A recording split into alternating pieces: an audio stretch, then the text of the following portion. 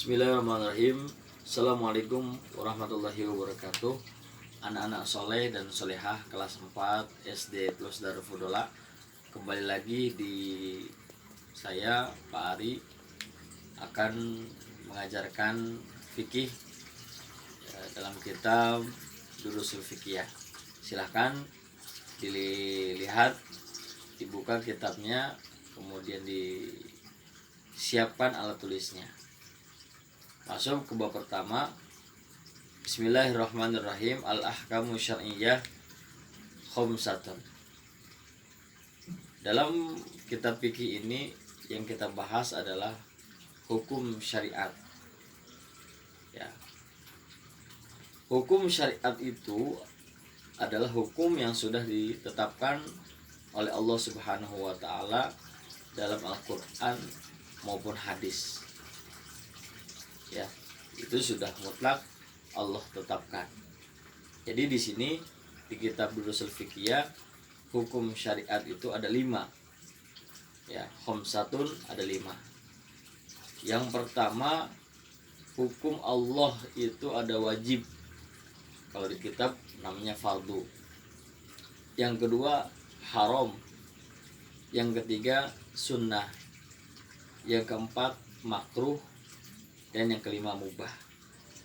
Mari kita sama-sama bahas tentang hukum syariah atau hukum Allah yang harus dijalani dan diketahui oleh seluruh umat Islam yang ada di dunia ini. Baik. Yang pertama adalah fardu atau yang biasa kita bilang wajib. Ya, wajib ini adalah dikerjakan mendapatkan pahala, ditinggalkan mendapatkan dosa. Jadi pahala dan dosa ada di sini. Jadi ketika kita mengerjakan, insya Allah pasti mendapatkan pahala. Ketika ditinggalkan akan mendapatkan dosa. Contohnya adalah ketika kita melaksanakan sholat, ya sholatnya sholat 5 waktu, ya subuh, zuhur, asar, ya maghrib, isya, itu hukumnya hukum wajib. Ketika kita meninggalkan hal tersebut, maka kita mendapatkan dosa. Atau berpuasa di bulan Ramadan, ya zakat ketika kita punya harta banyak. Nah, itu adalah masuk ke dalam hukum syariat, namanya wajib atau fardu. Yang kedua, hukum syariat yang kedua adalah haram atau bisa dikatakan haram.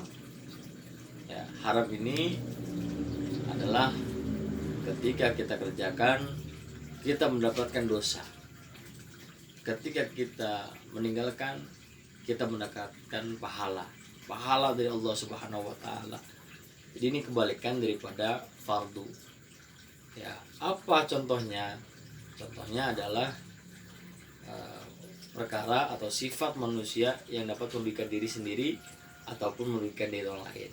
Riba, main judi, khamr dan lain sebagainya.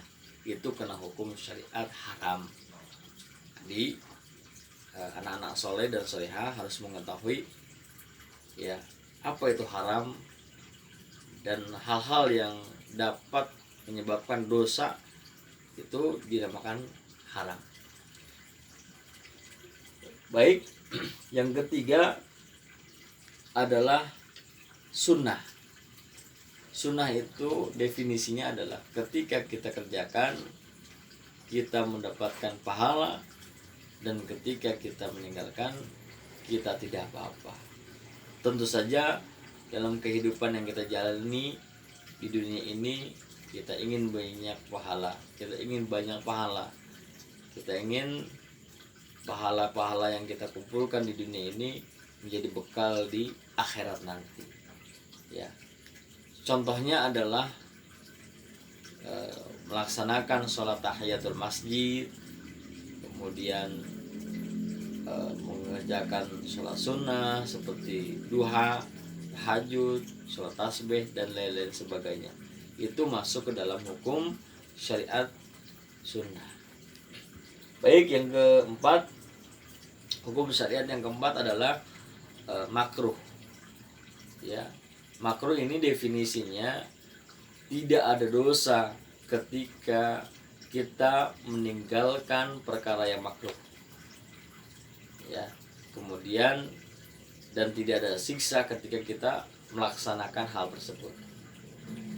Ya, atau yusabu tarikuhu. Ya, ketika kita meninggalkan perkara yang makruh, kita mendapatkan pahala. Jadi pahala terus mengalir ketika kita yusabu tarikuhu. Ya, ketika kita meninggalkan itu semua. Wala yu'aqabu wala yu'adzabu fa'iluhu, dan tidak ada ajab atau siksa ketika kita melaksanakannya.